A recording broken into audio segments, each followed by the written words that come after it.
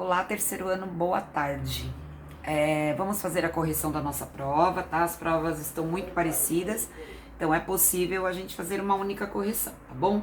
Na questão número 1, tinha um mapa, né?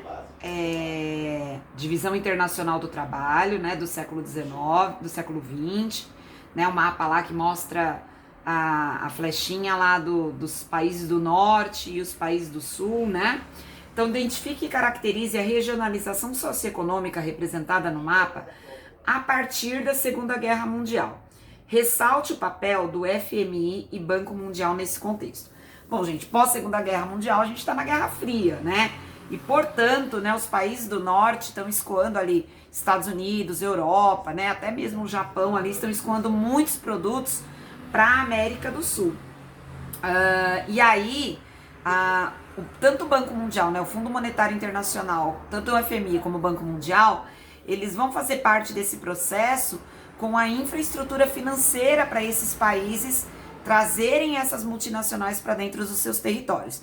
Claro que a gente comentou que o Fundo Monetário Internacional vai trazer uma dependência econômica, né, vai tirar a autonomia desses países que vão ficar extremamente dependentes dos países ricos pelos quais eles fazem os empréstimos, né?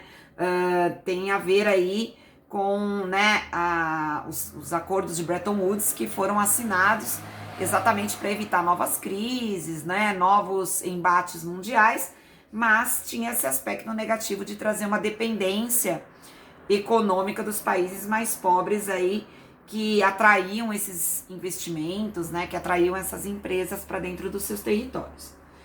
Na questão número 2, era uma questão sobre o Brexit, né? Tem um texto do Brexit, mas na verdade a pergunta é a importância da União Europeia, do bloco econômico, e as circunstâncias que levaram ao Brexit. A gente comentou isso em sala, a Pro também postou uma reportagem para vocês lerem lá no canal sobre o Brexit, né? Bom, gente, a União Europeia é o maior bloco econômico do mundo. A gente conversou em sala que entre eles, né, eles realizavam aí 71% das exportações do bloco, né, eles internamente, e 27% do comércio mundial, né. A tentativa, né, o início, né, do processo de saída do Reino Unido de um bloco tão poderoso, né, se deu nas circunstâncias da crise de 2008, na crise de refugiados, né, pessoal, e num plebiscito, né, que a população acabou optando pela saída do Reino Unido aí desse bloco econômico, né? Então vocês poderiam citar aí essas circunstâncias, principalmente, acho que a crise de refugiados, né, após a guerra da Síria, que foi logo após a crise de 2008, foram, né, a grande alavanca aí para o plebiscito, para a população votar pela saída do Reino Unido da União Europeia. A questão número 3, tá, pessoal? Analise os dois trechos de notícia abaixo. Então, Espanha, Portugal e Grécia devem reduzir salários, redução de salários para recuperar competitividade, né? Falou lá o Fundo Monetário Internacional. Trabalhadores alemães e italianos ocupam ruas contra o arroxo, dezenas de milhares de alemães protestaram, né? Destaque em que contexto se dá os acontecimentos do texto.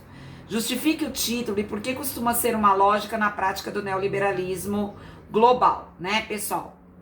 Então, assim, o texto está falando da crise de 2008, né? O que foi a crise de 2008?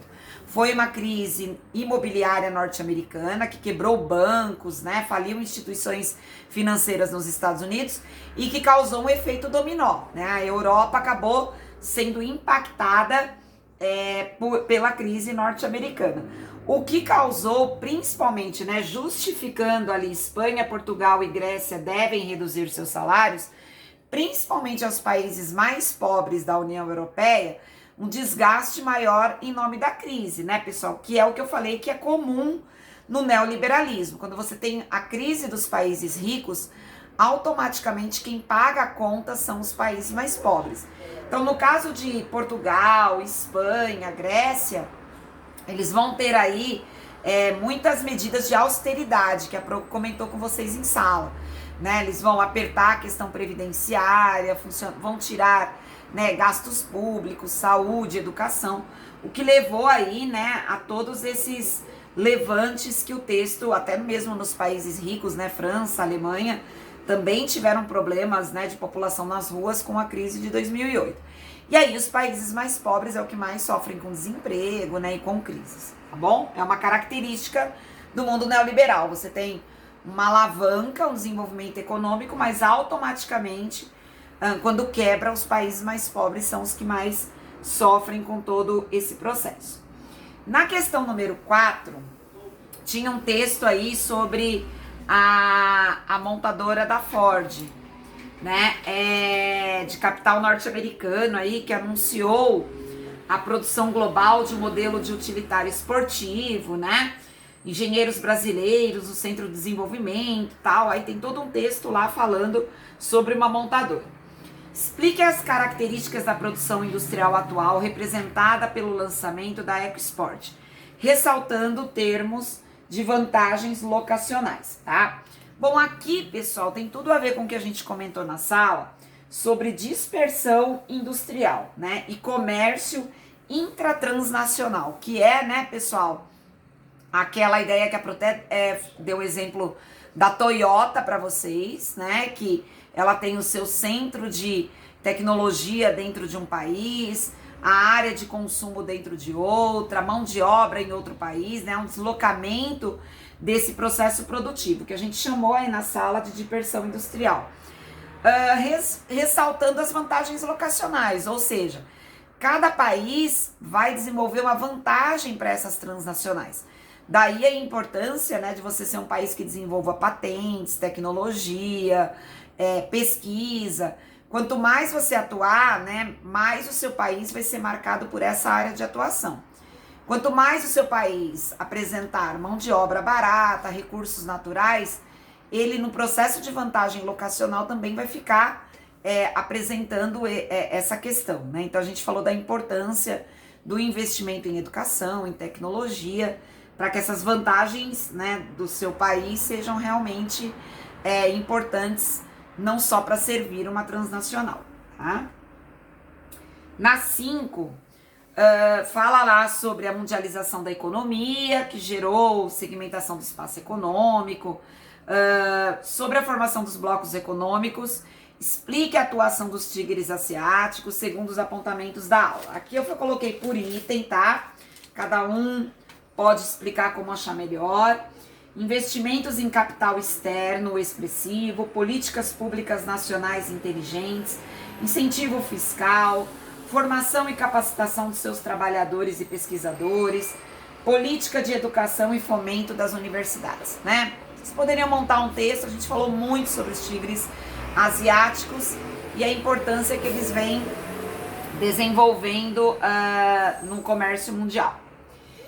Indique a formação do NAFTA, justificando a participação do México no contexto de dois países envolvidos, inclusos no bloco, né? Como é que eu tenho Estados Unidos e Canadá e o México, né? No caso aí, né, pessoal, o México ele ia trabalhar com mão de obra mais barata, zonas francas, né, para abrir o comércio tanto do Canadá quanto dos Estados Unidos. E aí tinha também a questão aí de mercado consumidor. Era uma forma também dos Estados Unidos, lembra que a Pro comentou com vocês, de impedir um pouco o fluxo migratório ali nas fronteiras, já que eles estavam investindo mais em empregos, em indústrias deslocadas para o México, né? Então houve aí uma participação importante do México, principalmente para servir, né, a nova economia globalizada, né, dos Estados Unidos e do Canadá. Bom, gente, na questão 7, para apresentar vantagens da criação de blocos econômicos para os países integrantes. Bom, né, pessoal? Zona de livre comércio, elimina taxas alfandegárias, regras comuns de comércio, abertura de mercados internos, né? Então, essas são as características aí que vocês poderiam colocar, né? Principalmente a eliminação aí de taxas alfandegárias, né? E regras comuns, que são as características. Na 8, apresente uma característica que diferencia a União Europeia de outros blocos de integração regional. Bom, gente, a União Europeia, primeiro, né, ela teve uma questão da circulação de pessoas, né? A ideia de uma moeda única, de regras de convivência. Então, se a gente pensar assim, legislação trabalhistas, legislações previdenciárias, regras para a questão dos refugiados, regras sociais, né, pessoal? Então, a União Europeia, ela extrapolou um pouco só da questão econômica e entrou aí para uma conjuntura social, né, da identificação enquanto europeu que estava participando do bloco, tá? E a 9, né, pessoal, que era a última questão, que tinha um texto sobre a questão da participação do Brasil na indústria, né? E aí a pergunta, né, era onde que a gente poderia encontrar no modelo brasileiro produtivo, no modelo capitalista, as características do Brasil no Fordismo. E aí vocês podem colocar, deveriam colocar, que é o mercado consumidor de massa, né? Essa ideia da Ford, né, de produzir em massa, de estoques, né, de padronização de produtos. Isso ficou muito forte aqui no Brasil a partir dos anos 90, né? E hoje tem um pouco mais selecionado isso, mas é muito forte na característica dos países emergentes, né? E quais as características, né? Qual era o modelo produtivo que sucedeu aí o Fordismo e qual a característica, que é a Toyota, o toyotismo. E aí vocês poderiam colocar, né, pessoal?